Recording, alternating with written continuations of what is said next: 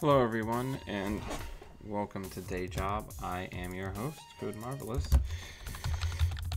And today we are going to be playing Cerebral Imaging.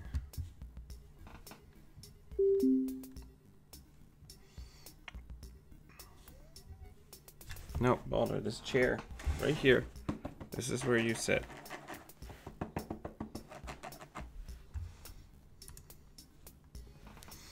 It's not a good hand. We're going to throw that back.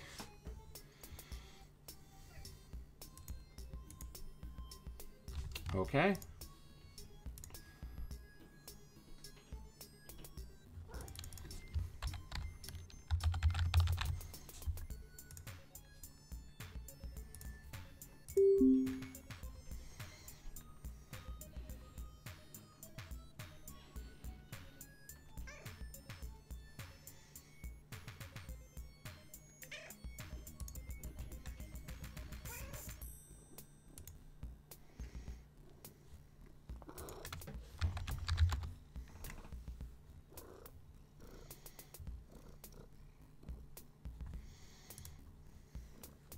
All right, fine. Get up here.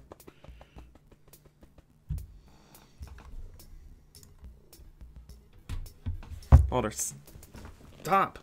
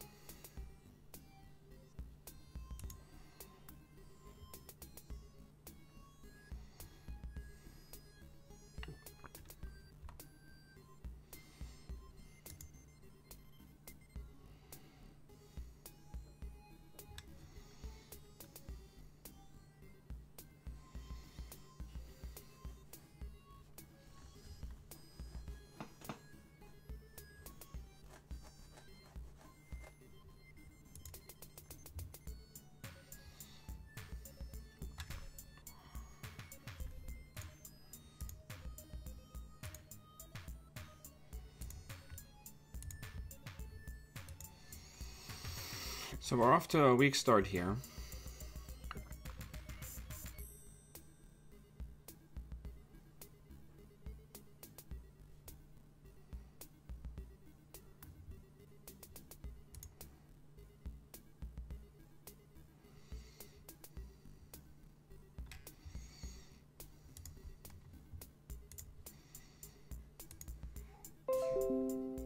Good morning.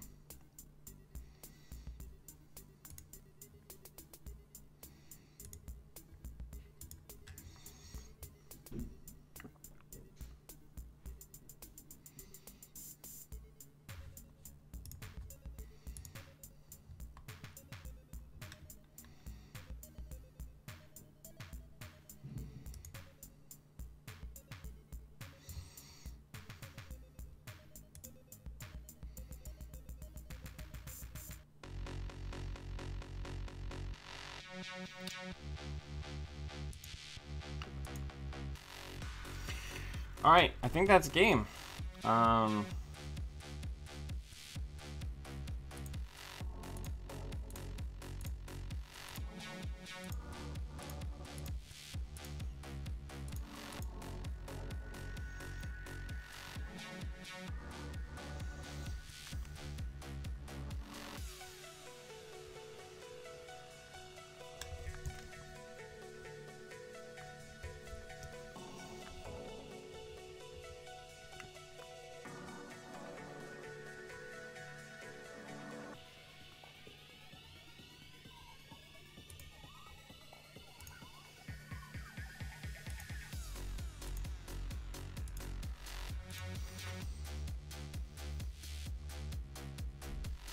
We can still maybe get a brainstorm kill.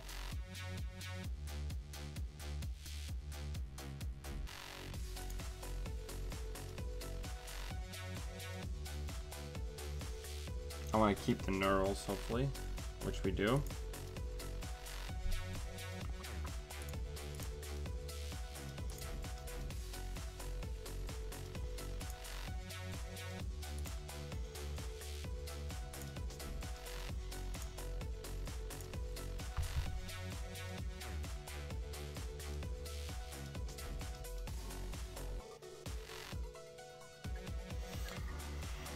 Now if we can get enough clicks and enough Vitruvius counters, we might be able to potentially knurl them to death.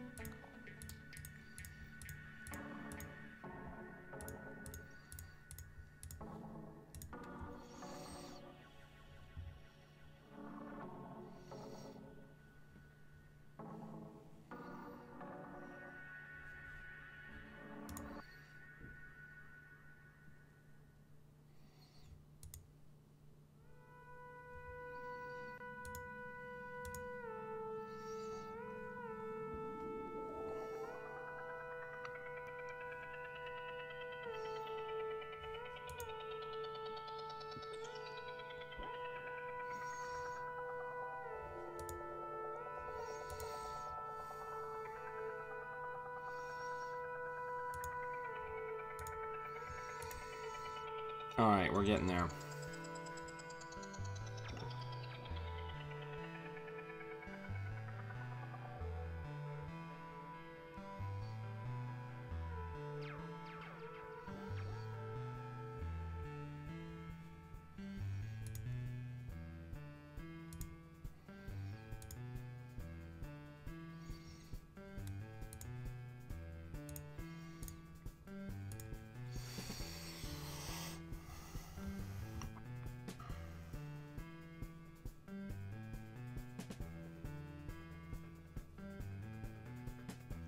We need to get an end the run on the board.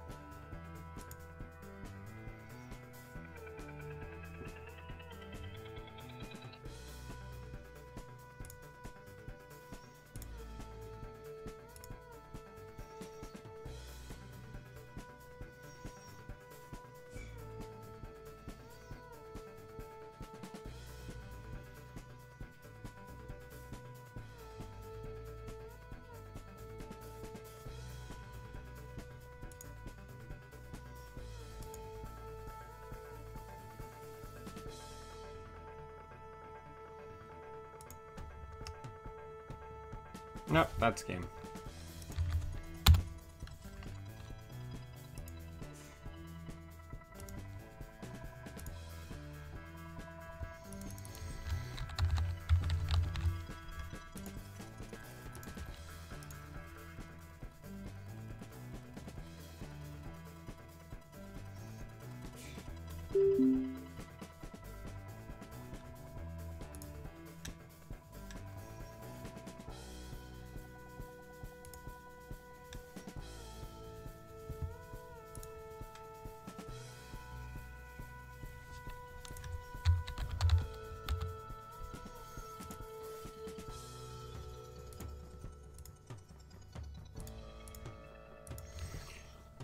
Alright, we gotta rush. Yep, we gotta rush. ASAP. Oh no, it's not the diaper deck. Okay.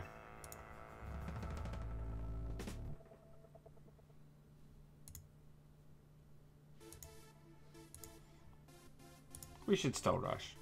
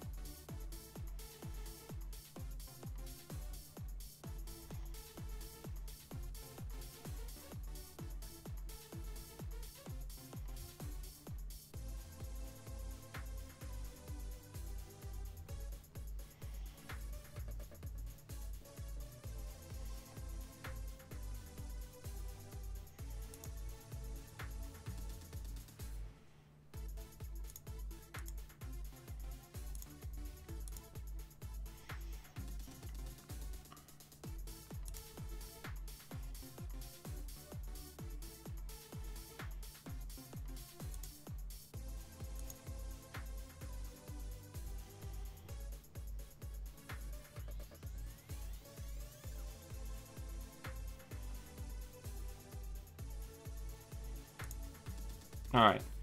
So I am being quiet. I'm just trying to think through my turn. We need to basically bait them through that so that it costs them enough money that maybe they don't draw cards. So now's the time, because they're going to be pretty broke.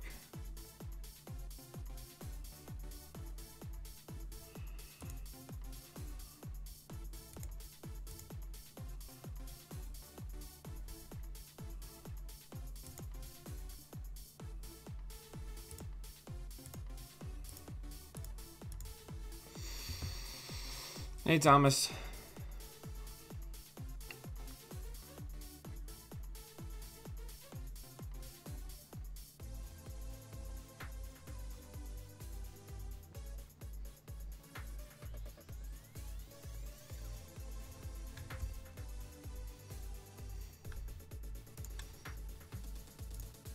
Advance. Advance.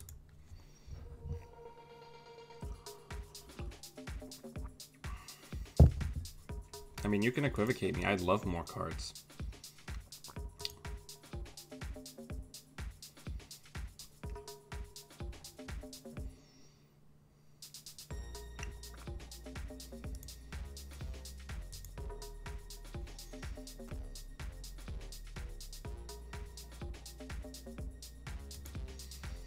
Come on in.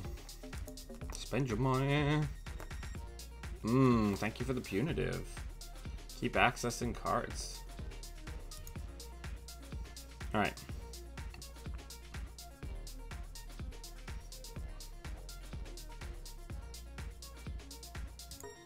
Let's put that on R&D.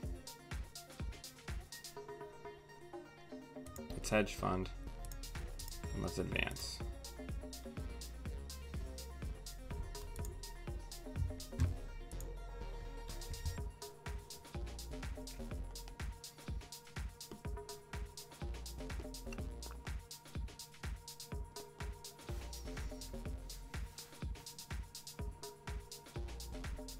I mean, okay.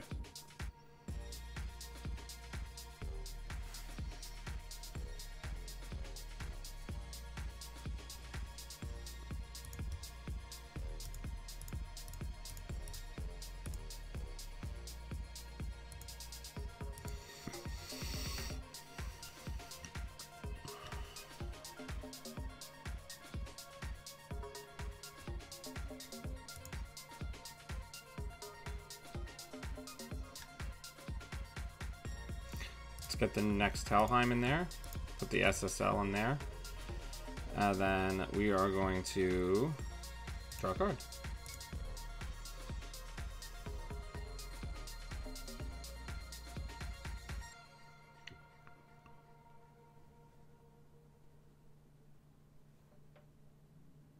Ooh, so you know it's an agenda and you didn't get rid of the Helheim. Walter, stop. I'm not getting mad at my dude because I don't like him. I'm getting mad at my dude because he keeps trying to climb on the back of my computer.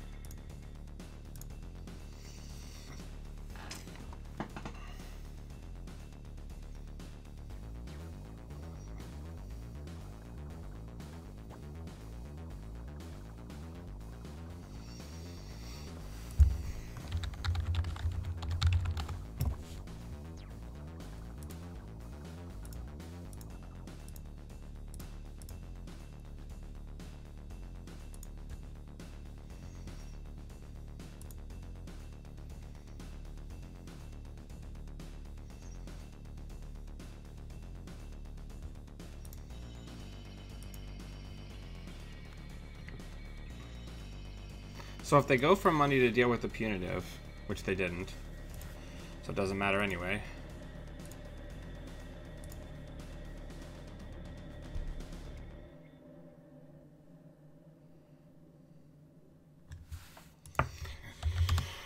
I would have knurled them instead.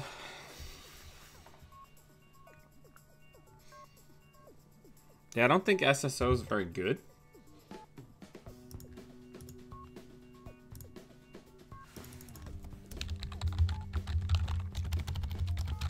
Thomas, next time you come over, I gotta clean up the inside of this case. And I gotta prop my tower up somewhere.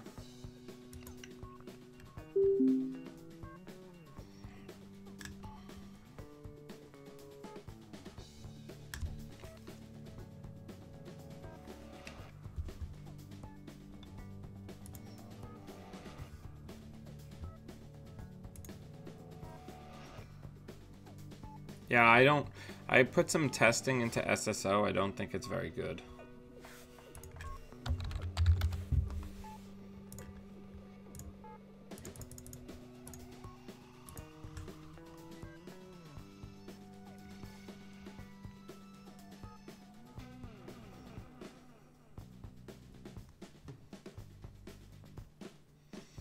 Like, my max deck just rips people apart because I just have money. Oh, this is like an over advanced Mausolus. Well, I have an Ice Carver, so it sucks. 3 credits, take your money because I don't care about how much money you have. Okay, looks like my opponent just quit.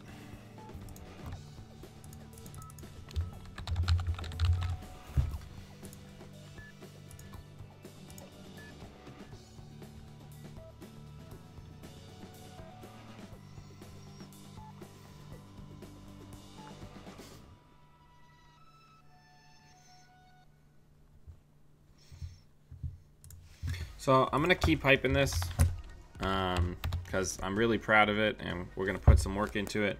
If you're familiar with a similar type of deal to Balder, you gotta stop. Full immersion. Man, there's been a lot of server errors on YouTube today.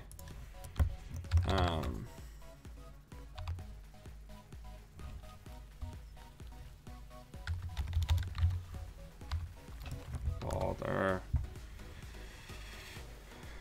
Gonna eat you. He may, but... Alright, so if you're interested in like role-playing live play, I recently started a Blades in the Dark live play on Twitch.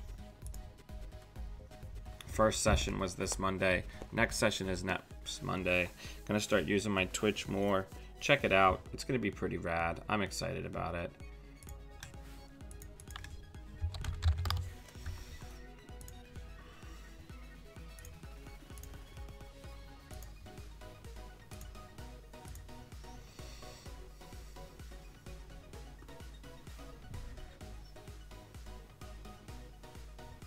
Not exactly.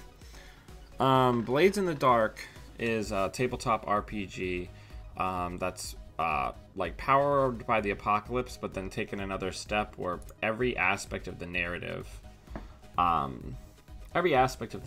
is about moving the story forward. So it's all about saying what you do first, then making rolls, and then building the complications, right? So you tell me what your character's doing. Let's put Enigma on R&D, just get that free install. Then as far as install a card from HQ, let's put this on HQ and just get those free installs.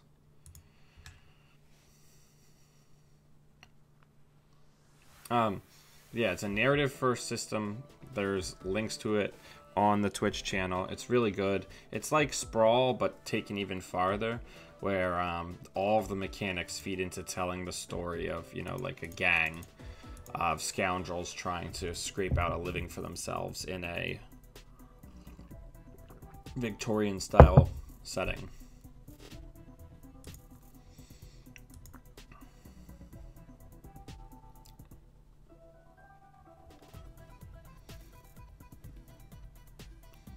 We are very broke.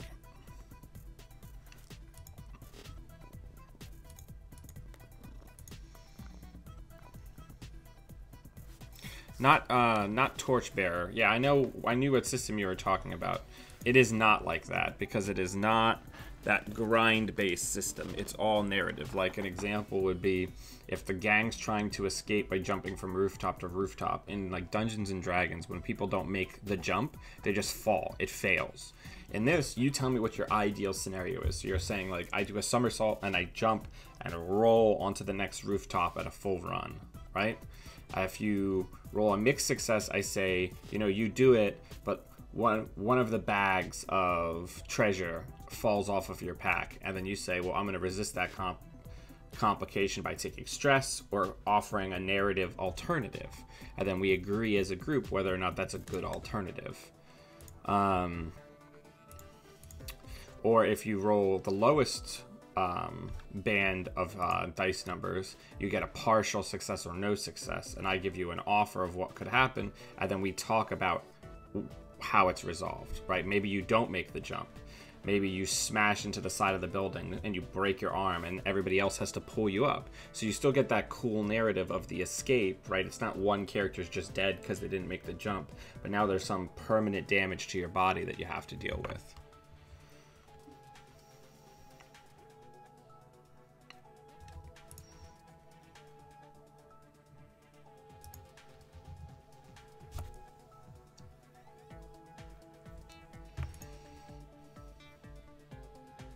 Let's draw.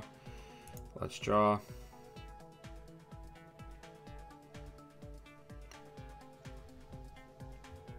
Let's draw.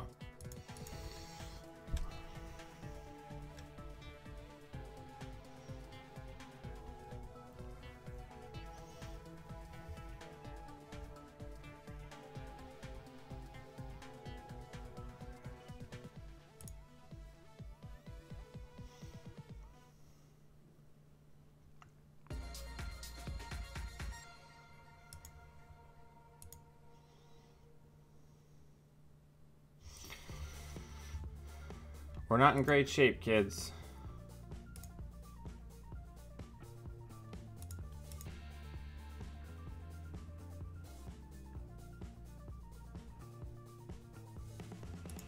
If we don't get some fast advanced tools soon, we're in very bad shape.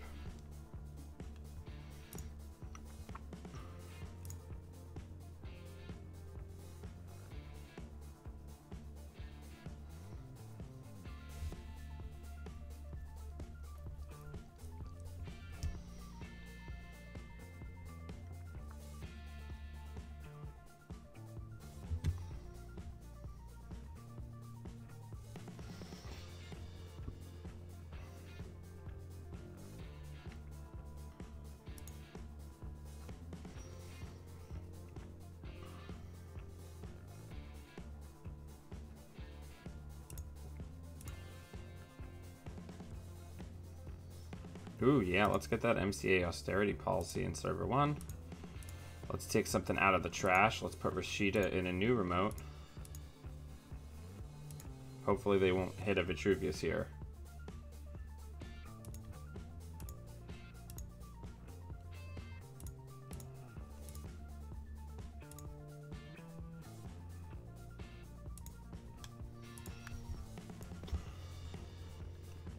Now, if we can just find our elective upgrade, we'll be in good shape. Also, once all of those spy cams are in the bin, we are arc locked down in that shit.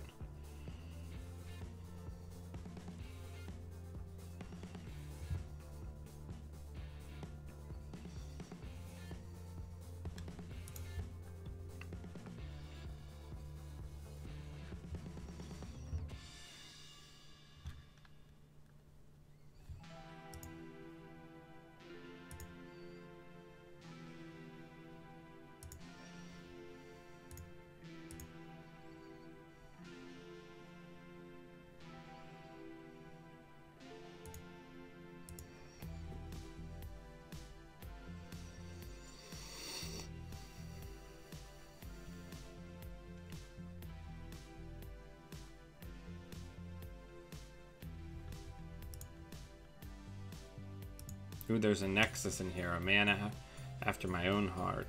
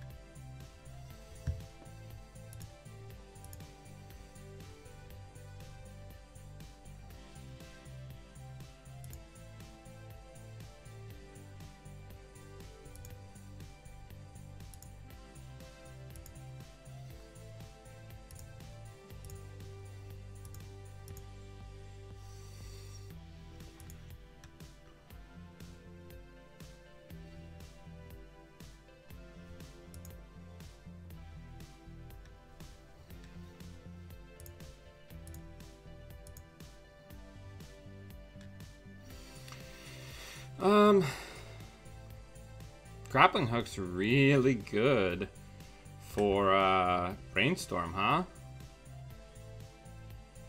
It's problematic.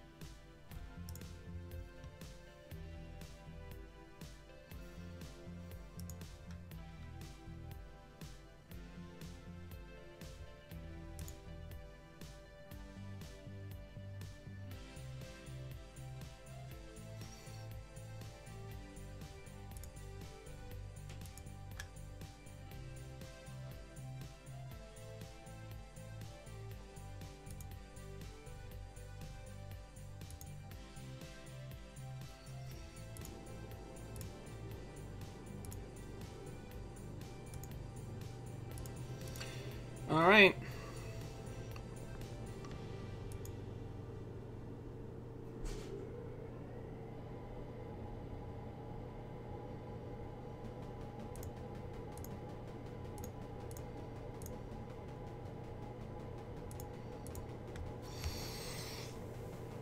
This is for all the marbles, kids.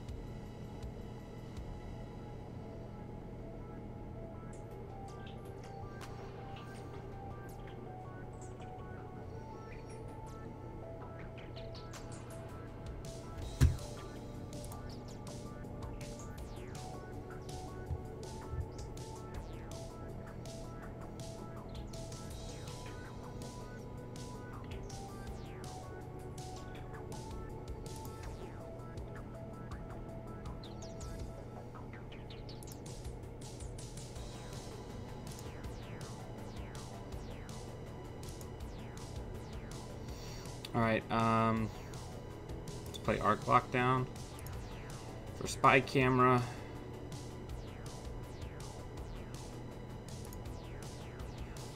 Then get Scarcity down.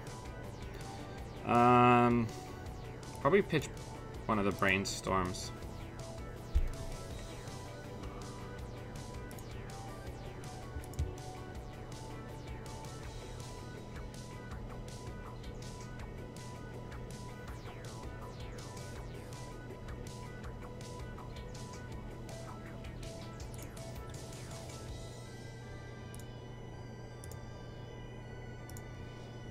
We gotta get an IPO out of the trash. We need money.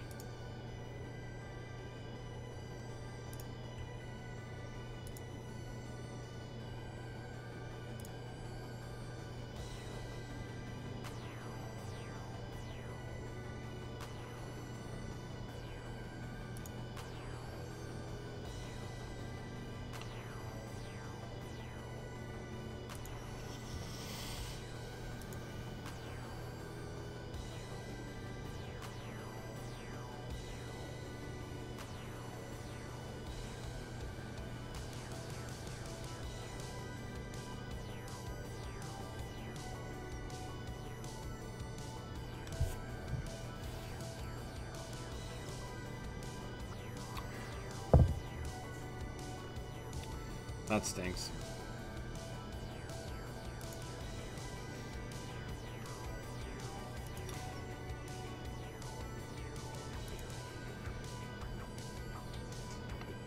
Okay, I think we won.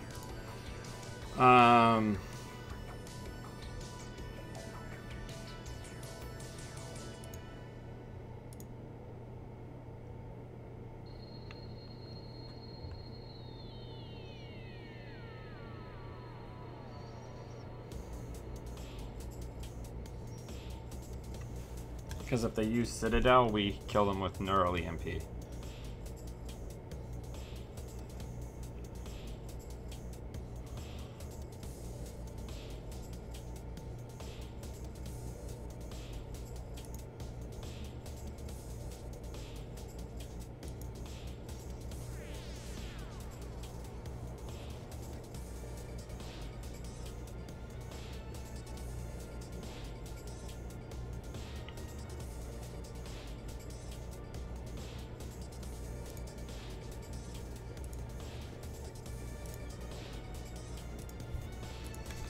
Good game.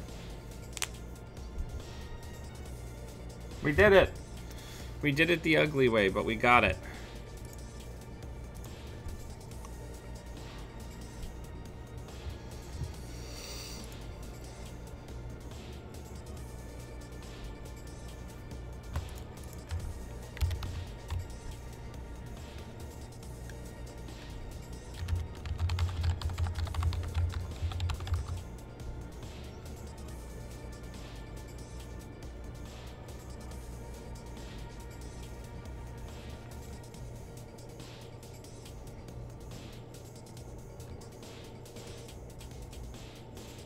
From the jaws of death.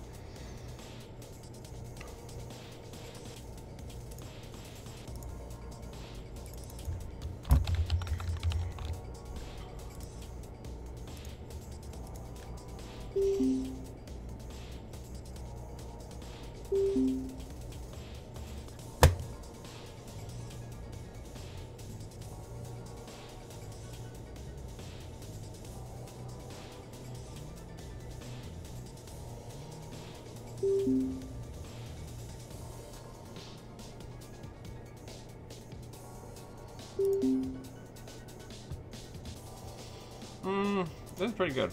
We'll keep this.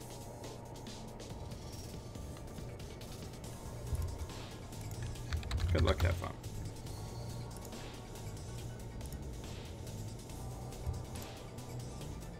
I'm not gonna res Architect anyway, so there's no point in me putting it down.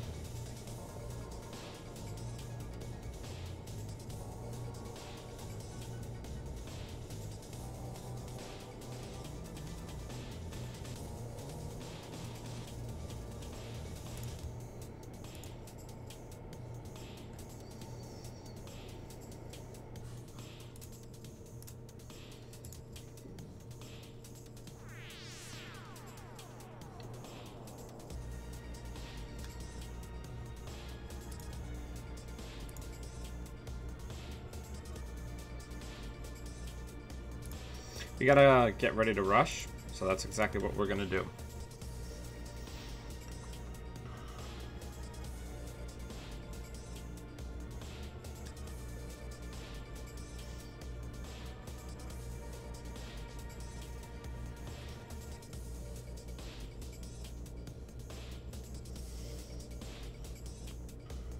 We're gonna put the GFI down.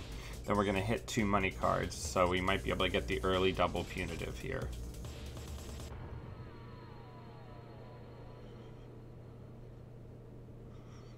We got to force them to run before they're super rich.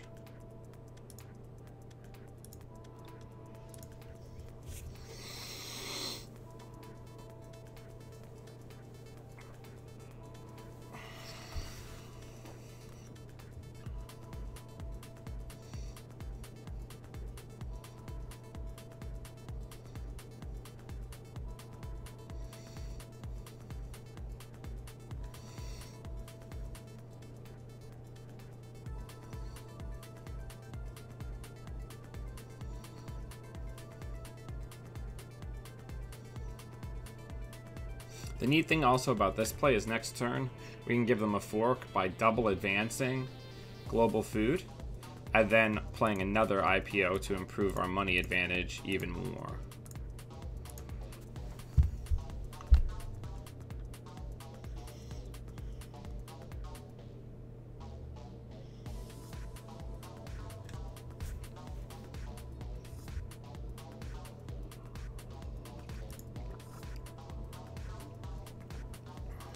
we haven't seen a lot of agendas here yet, so they could get pretty lucky here. We'll see how it goes. They can get up to a maximum of 11 on this pull. So ideally, maybe they pull more than one agenda, and then that makes it easy, but not enough to win. Okay, that's game. Or it should be.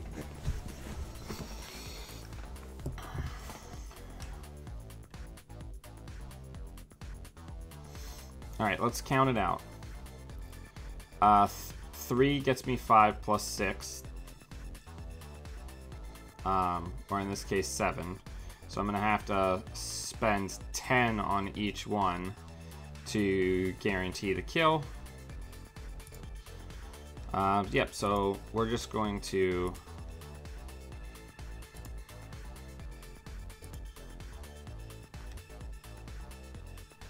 murder you.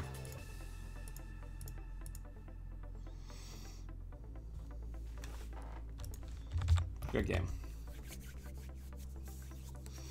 I'm really excited that we got to do this game on stream because this is a very hard matchup. Not necessarily Kit, though Kit's of course good for all the reasons that Kit can be good, but the Magnum Opus economy. If you're up against Magnum Opus economy, you really have to try to find Punitive fast and just start jamming to force them to run and check things before they're sitting on a huge mountain of money. And the way that you do that a lot of times is by never advancing things, right? Because if Kit knows that I've only got 1 ice, right? Now, they didn't run the remote in this case, but a lot of times what I find is if I put something in and don't advance it behind 1 ice, the Kit player will be like, that's an upgrade. I should go in and clear that out, right? Because these types of Kit or any Magnum Opus deck is really resistant or doesn't like to deal with baddie. So they're going to try to clear out upgrades before there's an agenda in the server. So then if you never advance it, you can be like, surprise, it's a 5-3, before they have the money to fight the punitive.